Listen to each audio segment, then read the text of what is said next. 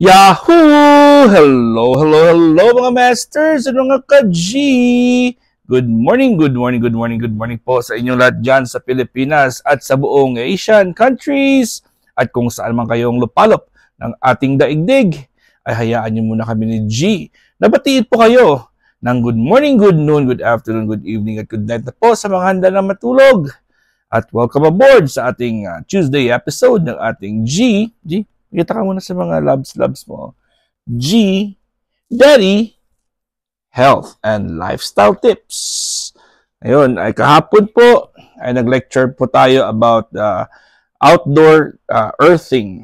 Kumbaga, yung earthing kung saan po tayo ay lumalabas at bumapunta talaga sa mga bukid, farm, forest, or sa beach. Ayan, at ang maganda po dyan, ay nagkakaroon po tayo ng contact with Mother Nature. Lalo na yung ating paa, inuhubad natin yung mga sinelas at sapatos natin, or medyas, or botas, at tayo po ay naglalakad. Or dumadapat o nakatungtong po ang ating mga paa, or kamay, or ating buong katawan, sa lupa, sa dagat, sa bato, sa damo-damo, or sa dumi.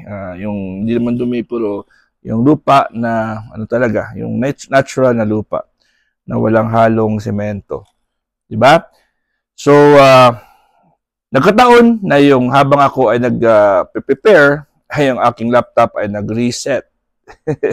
Nag-reset po ang aking laptop, kaya hindi tayo makapag ng notes. So, ang topic natin ngayon is about indoor earthing. Indoor earthing po tayo ngayon. So sa indoor earthing natin mga masters and mga ka-G, may mga binebenta po na mga gamit. Mga mats, shoes, blankets, socks, shirts, or mga blankets. Yun. May mga binebenta po para po sa mga taong walang chance or wala silang mga opportunity na makalabas at makipaghalubilo sa Mother Nature.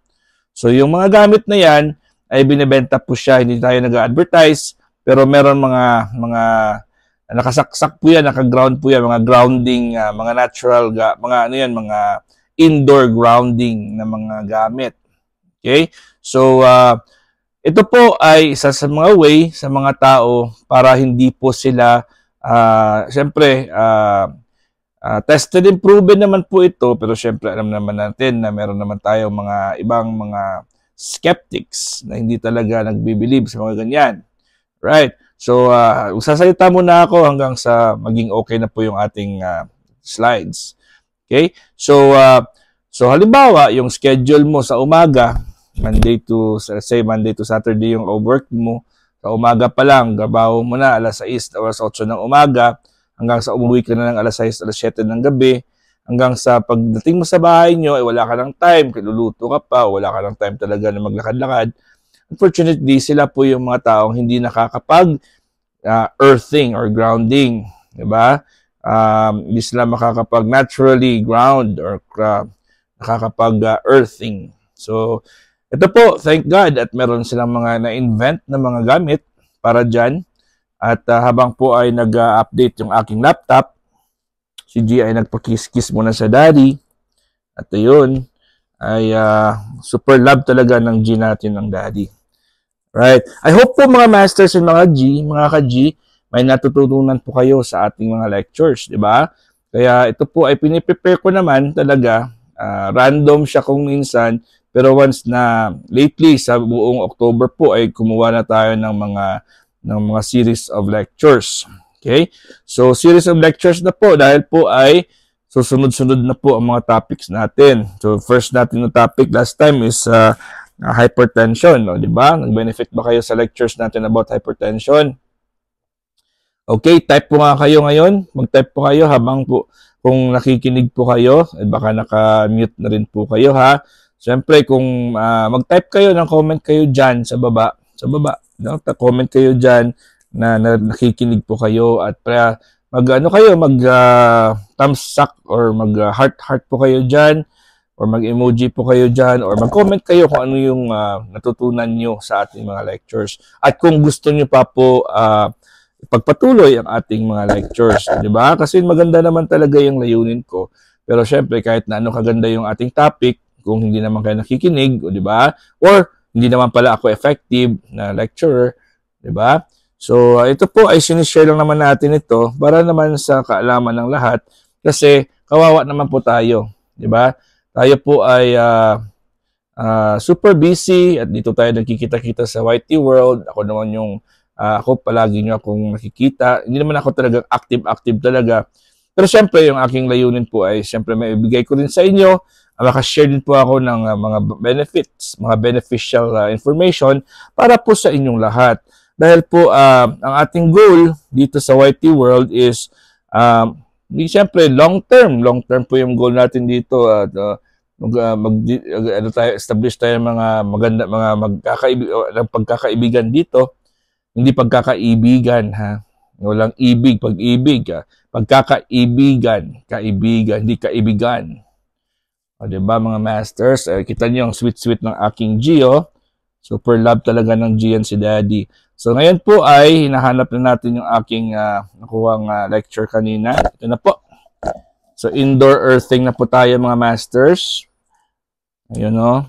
Indoor earthing na tayo, ha? Okay. Not everybody has equal access to Mother Nature. Like I said, hindi tayo lahat ay nagkakaroon ng tsansa na makapag-expose sa ating natural ground. And Dr. Albers is quick to note that some mental or health disorders make it hard to feel safe in uncontrolled, unfamiliar surroundings.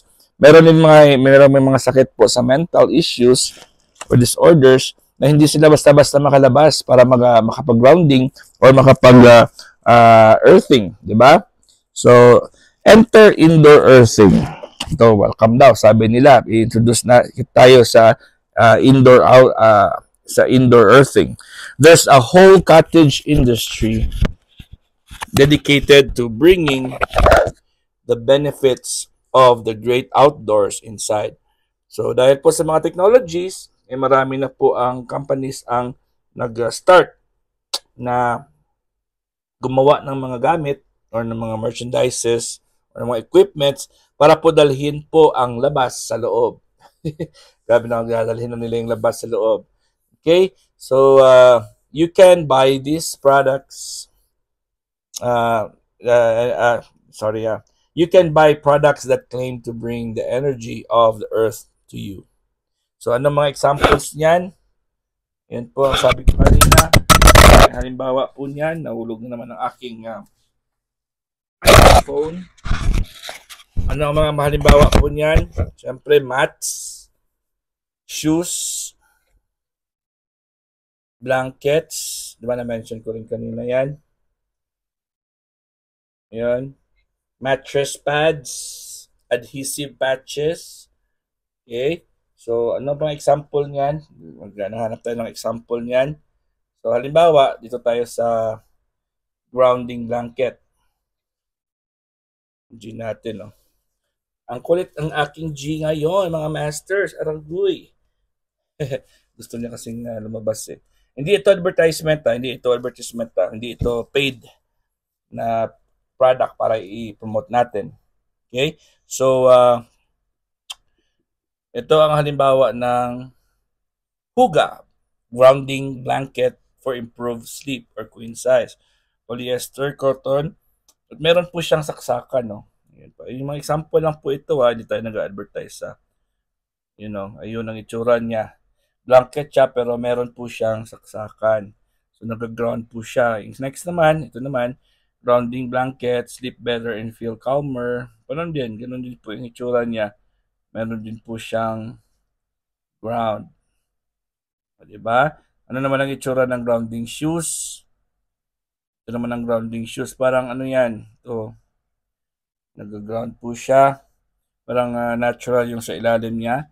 A groundbreaking new trend in the footwear has hit the market. Are you ready to lace up into a whole new game? Sabi ito. Advertisement ito ha. Okay, so meron silang tinatawag na sapatos na ready to challenge the antiquated standard of traditional footwear. So this new inspiration from the sacred wisdom of culture pasts when humans live in harmony with nature. So noong panahon na yung ating katawan, yung mga ninuno natin ay naka ano pa sa natural, sa nature. Diba mga masters? Diba? So nung tayo ay nakapaapa. So a new revolution was starting from our souls up. So we get to reevaluate what the footwear can do for you. So sa pamamagitan po niyan ay mag-ground po, ay may meron tayong grounding. Yan. So marami din pong mga products na para sa grounding. At I hope na ayun na pero syempre tayo naman po na hindi naman tayo gaano ka syempre busy talaga sa mga busy lang talaga, hindi tayo pinaka-busy, ha? Hindi pa naman tayo yung mga manager at yung mga may-ari ng mga companies na busy-busyhan na wala ng time. Siyempre tayo naman po ay pagka may chance din tayong makaupo, 'di ba? Makalabas-labas at siyempre maka-enjoy. So, hanap tayo ng mga options kung saan po tayo ay magkakaroon po ng connection sa nature. Diba? Ang G natin ay super makulit ngayon. Alright mga masters, invite ko po kayo mamaya sa ating Premier Marathon sa Bahay Kulitan, ating first batch, ating Razel Williams. Ang second batch natin ay si Indayana Vlog at Hapon na Sang Pango for the third batch. And fourth, the last batch is Doc Zenaida portion ko lang. Kita-kits tayo. I hope meron kayo natutunan sa ating lecture for today. Bukas po, hanap tayo ng mga bagong lectures na naman, ha? Alright, mga masters, this is your G, and your one and only Master Worm. God is great. Love you all. Yahoo!